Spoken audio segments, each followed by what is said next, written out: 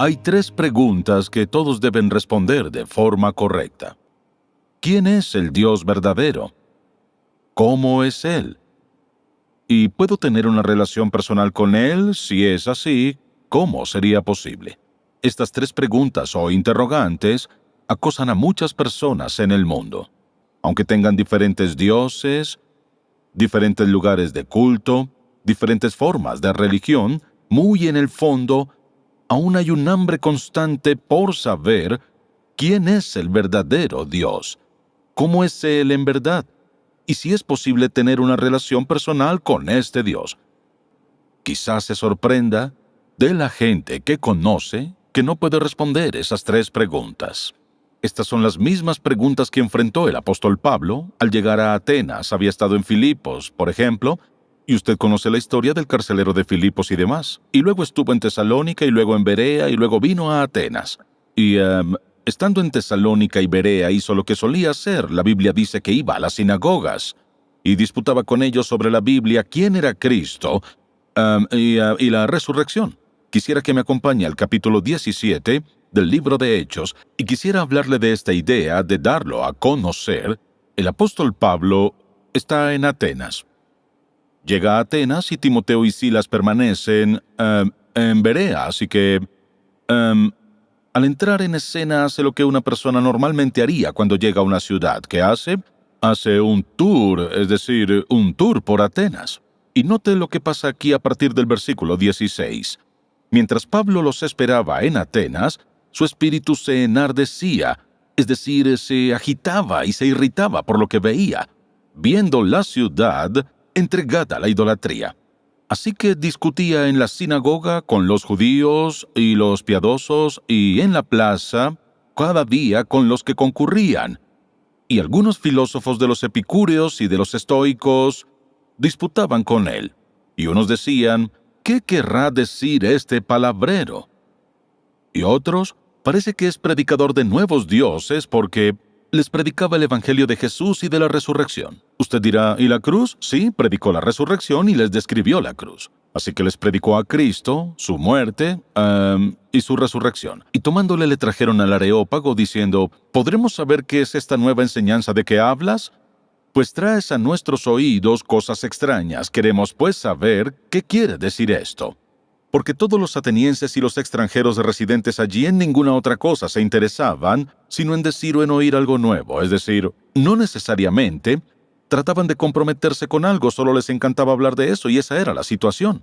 Bien, Atenas era la ciudad filosófica e intelectual de su tiempo y la ciudad universitaria del mundo. Y a veces cuando vemos las imágenes de la Acrópolis en la colina en Atenas, eso es parte de lo que reconstruyen y tratan de restaurar. Y uno intenta imaginar cómo debió ser en aquellos días. No puede ver las ruinas hoy y hacerse la idea por la sencilla razón de que hoy vemos piedra y demás, pero en esos días estaba cubierto de hermoso mármol brillante o una gran parte de eso. Y si puede imaginarse el contemplar ciudades como esta sobre una colina al atardecer bajo la luna y ver brillar toda esa belleza, todo su fulgor, y que el apóstol Pablo sabía que estaba en medio de quizá la arquitectura más grandiosa del mundo, en medio del mayor arte y literatura del mundo, pensaría que un hombre de su calibre, inteligencia, conocimiento, habilidades e historial estaría muy impresionado.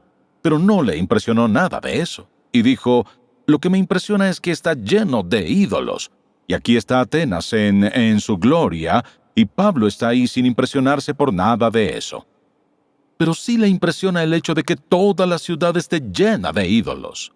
Y como resultado, por ejemplo, cuando lo llevan al Areópago, está feliz de estar ahí porque había estado en la plaza hablando con quienes conocía y comenzaba a hablarles sobre lo que creían, y naturalmente habló de Jesucristo y su crucifixión, su resurrección también. Había estado en la sinagoga y hacía esto. El sábado al entrar a la sinagoga y a la ciudad, y una vez allí comenzaba a discutir y a hablar con ellos, y se había corrido la voz entre los filósofos de que aquí había un tipo ambulante que predicaba extrañas ideas sobre dioses, y así lo ubicaron y le dijeron, queremos que venga y se defienda. Queremos que explique lo que cree. Escuchamos algo extraño de alguien resucitado de entre los muertos. El apóstol Pablo nunca habría rechazado esa maravillosa oportunidad, porque eso es justo lo que quería. Quería llegar al corazón y al núcleo de aquellos que tenían algún liderazgo y de todos quienes influían el pensamiento de otros. Y así lo llevaron al Areópago y se paró en medio de ellos ahí. Y así Pablo estaba encantado de tenerlos como su audiencia porque sabía que tenía la verdad. Bien, al ver este mensaje que predicó el apóstol Pablo, podemos hacernos la pregunta, ¿cómo abordó un grupo de personas tan diversas en sus creencias? Bueno, el apóstol Pablo era un experto en razonar. Y verá, una de las razones de ello es porque su experiencia en el camino a Damasco transformó por completo su vida, y ya había comenzado a ver en sus cortos años de ministerio cómo Dios obraba en las vidas de los demás, y sabía del vacío de esta gente. Sabía que andaban y vivían en tinieblas, sabía que no tenían respuestas porque eran conocidos por razonar y hablar acerca de esto y hablar de aquello y hablar de lo otro, y tratar de descubrir cuál es el bien supremo en la vida.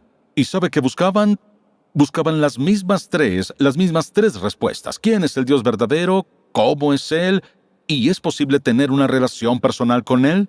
Y al estar tan comprometidos con sus filosofías, claro, al oír al apóstol Pablo, la Biblia dice las tres reacciones que tuvieron. Primero, se burlaron de él diciendo, esto es totalmente absurdo. Segundo, algunos dijeron, bueno, esto es algo interesante, lo escucharemos sin duda de nuevo. Y la tercera, eran los que confiaron, es decir, los que creyeron, dice la Biblia. Y así, cuando Pablo terminó su mensaje, la Biblia dice que se fue de allí sabiendo que había hecho lo que Dios lo llamó a hacer. No a convertirlos, sino a hacer ¿qué? A responder a esas tres preguntas fundamentales que sabía que los atormentaban. Bien, pensemos en esto un momento. Es la voluntad de Dios que todos tengamos una respuesta correcta a estas tres preguntas. Es el deseo de Dios que cada persona tenga la respuesta correcta a esas preguntas.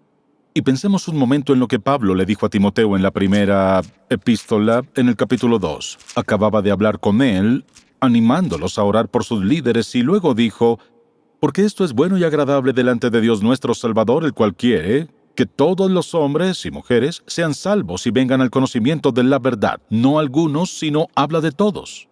Bien, cuando les dio la gran comisión que dijo, id y haced discípulos no algunas, a todas las naciones. Les dijo, por ejemplo, que fueran por el mundo a predicar el Evangelio a toda criatura. Dijo, a predicar el arrepentimiento y la fe a todo hombre en toda nación. Así que la voluntad de Dios es que la verdad que usted conoce desde hace mucho, que conoce hasta hoy, es la verdad que el mundo necesita urgentemente y no entiende ni tampoco conoce. Piensa en todas las religiones que hay, y los millones de personas que las profesan y viven con miedo, viven con incertidumbre, viven en oscuridad. Quisiera que piense en algo. De lo que usted disfruta cada día de su vida como creyente, la mayoría del mundo no tiene siquiera la más mínima idea al respecto. Algunos de sus dioses caminan en cuatro patas. Algunos de sus dioses están situados en un lugar donde la gente se postra a adorarlos. Algunos de esos dioses son cosas que sería peligroso incluso tocar. Buscan al único Dios verdadero.